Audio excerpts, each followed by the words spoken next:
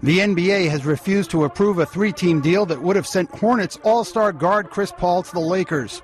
Yahoo Sports reported that NBA Commissioner David Stern killed the deal after several owners complained. In this situation, the commissioner has the right to void the trade. So for the players involved, it's always tough.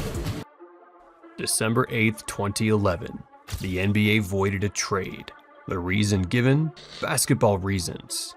2 words for the only vetoed trade in NBA history. The man they moved spent the next decade making sure it never happened to anyone else. And in doing so, changed everything. In December 2010, the NBA purchased the New Orleans Hornets from founder George Shinn. The league owned the franchise. Every other owner in the NBA was a shareholder. 1 year later, the Hornets agreed to trade Chris Paul to the Los Angeles Lakers. And David Stern, acting not as commissioner but as owner, killed it. Dan Gilbert, owner of the Cavaliers, sent that letter to Stern the same night, obtained by Yahoo Sports and the New York Times. The league said the owners had no influence. The same owners who had just gathered in New York to ratify a labor deal, one built, in their words, to protect competitive balance. The league that said it was protecting small markets owned the small market team and blocked the trade with the power that ownership gave them.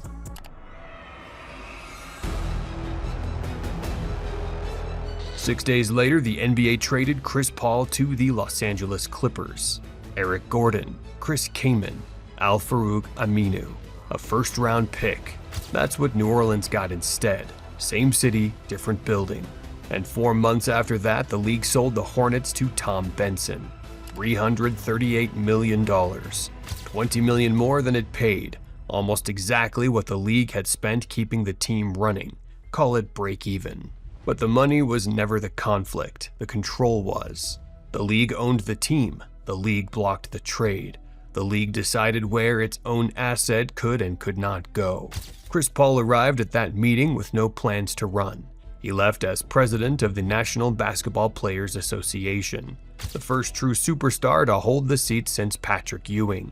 The man the league had moved like a chess piece was now the most powerful player in labor. Even the journalists noticed. Nobody built a story around it. October 6, 2014, the NBA signed a television deal with ESPN and Turner. $24 billion, 9 years, nearly 3 times the previous deal. The salary cap formula is written into the CBA. Players got roughly 50% of basketball-related income, and TV money is the largest piece. When the TV money nearly triples, the cap moves with it. The math was calculable the day the deal was signed. Every front office knew. Every agent knew. Chris Paul knew. 4 months later, the league brought the players a proposal. They called it smoothing. Instead of one enormous jump in 2016, the cap would rise gradually, and players already under contract would get the extra money spread across the whole league. Every player benefits, no chaos, no explosion. Chris Paul, as sitting union president, led the vote. The players rejected it. Michelle Roberts, the union's executive director, called it a disgraceful request. LeBron James was elected first vice president at the same meeting. The 2 players who'd benefit most from what came next were both in the room when it was decided. One of them was running the meeting.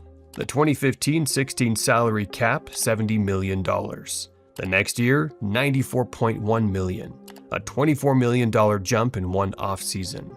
Before 2016, the largest single-year jump on record was around $8 million. This was roughly 3 times that, and smoothing would have prevented it. Here's what the spike did to one contract. In October 2012, Stephen Curry signed an extension, 4 years, $44 million. At the time, it was reasonable, bad ankles. The Warriors weren't sure he'd hold up. By 2016, he was the unanimous MVP. His salary? $11,370,000. More than 70 players in the league were paid more. On his own team, the 4th highest paid behind Durant, Thompson, and Green. His extension was signed in 2012. The TV deal was signed in 2014. One document made the other one obsolete. Curry, Thompson, and Green, $48 million combined, under a $94 million cap. That gap is where Kevin Durant went, not LeBron. He came back to Cleveland in 2014. He could have signed a 4-year max, around $88 million. He didn't. His agent said it on ESPN. The cap was about to spike. Short deal, opt out, short deal, opt out. Then in 2016, signed long. By his agent's own accounting, LeBron made an extra $20 million by signing his name 3 times instead of once. He didn't get lucky. He read the same document Chris Paul read in the same room. July 2016, every team had money. Every team was required to spend at least $84.7 million. Teams that never had cap room suddenly had it. $3.6 billion in contracts, 150 free agents, 48 hours. Timothy Mozgov, 6 points a game, 4 years, $64 million. Bismack Biyombo, 5 points a game, 4 years, $72 million. Jan Mahinmi, 4 years, $64 million. $200 million, 3 players who were never cornerstones. The Lakers didn't believe Mozgov was worth $64 million. They were required to spend the floor. There was nothing left to spend it on responsibly. Smoothing would have prevented this too. The union rejected it. Chris Paul ran the meeting where it was rejected. Kevin Durant announced his decision on July 4, 2016, Golden State. The public called it a betrayal. The document shows something different. Golden State had 3 All-Stars locked in for $48 million under a $94 million cap. That gap only existed because Curry signed in 2012, before a TV deal signed in 2014. That created a spike the union chose not to smooth in 2015. Durant didn't choose Golden State. 4 decisions made by other people in other rooms across 4 years chose it for him. December 2010, the NBA buys the Hornets. December 2011, the NBA voids Chris Paul's trade, basketball reasons. August 2013, Chris Paul becomes union president.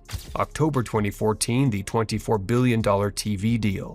February 2015, Chris Paul leads the vote that rejects smoothing. July 2016, the cap spikes $24 million. Durant goes to Golden State, the dynasty begins. The league moved him like a chess piece in 2011. He spent the next 4 years in a different kind of power.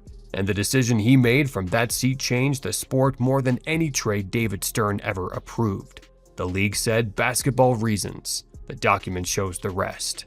The current collective bargaining agreement runs through the 2029-30 season and can be reopened as early as 2029. A new broadcast deal is already signed. The formula is already running.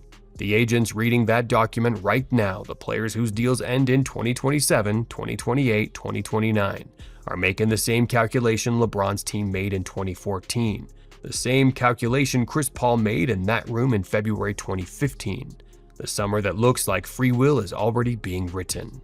Chris Paul never got his ring. He got something the league couldn't void. By 2029, the next vote happens. Someone's already in that room.